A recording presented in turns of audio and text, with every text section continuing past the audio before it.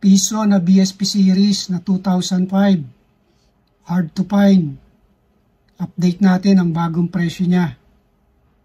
At saka itong isang 2006 semi hard to find na BSP series na piso.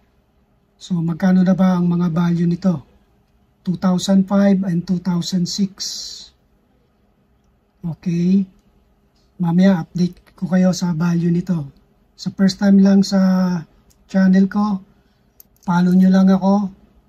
Subscribe lang po kayo para updated tayo sa mga coins. Kung magkano ang value ng mga ganitong semi hard to find at saka hard to find na piso. Okay, hanggang mamaya po. Maraming salamat po.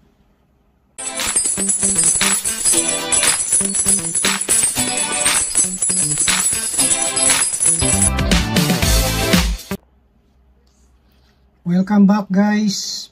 Paper coinage po ulit tayo. Ang topic po natin ay itong piso na hard to find BSP series 2005. Kita po ba? 2005. Okay. Tapos yung isa naman, semi hard to find na piso rin, BSP series, 2006 naman ito. Okay. So, dito sa 2006 na piso, normally ang value nito kapag simpleng condition lang, nasa 50 pesos. Okay. Pero kung meron kayong magandang kondisyon tulad ng uncirculated o kaya brilliant uncirculated, pwedeng umabot hanggang 100 pesos. So pwede kong bilhin ng 100 pesos ang isa. 2006 na semi-hard to find na piso.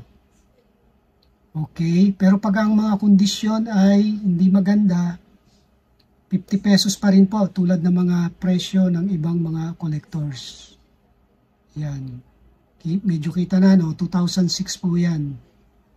Okay, BSP series, semi-hard to find. Pag hindi maganda kondisyon, 50 pesos ang isa. Pag uncirculated, pwedeng 80, 75. Pero pag brilliant, uncirculated, katulad ng ganitong piso, medyo makintab, maganda. Kapag brilliant uncirculated, 100 pesos ang isa. 2006 semi-hard to find. Okay? So, ngayon naman, ito naman 2005, ayan, may medyo maganda kondisyon ito. Uncirculated yan. Pwede pa nating sabihing brilliant to eh, pero hindi pa masyado. So para sa akin, uncirculated lang to. So kapag pangit ang kondisyon, ang presyo ng range nito, hard to find na 2005 na piso, mula 200 pesos ang isa hanggang 800 pesos. So kapag brilliant uncirculated, yung pinakamagandang kondisyon, yan po ay 800 pesos. Pag tipong mga uncirculated lang, nasa 500 ang isa. So, yung mga ganito, magandang klase na to eh. So, mga ganito, 500. Pero may mas maganda pa rito. Mas makintab pa dyan at walang gasgas. Kasi ito kahit papano may mga gasgas. Pag sinilip mo to, pag sinilip mo sa magnifying, may mga gasgas ka makikita. Yung brilliant uncirculated, wala talaga. So yan, 2005 at saka 2006 na piso BSP series. Maghanap na po kayo. Bayin po ako. PM lang po sa mga meron ito. Madali lang tandaan kasi magkasunod yung date. 2005 tsaka 2006. So, depende po sa kondisyon.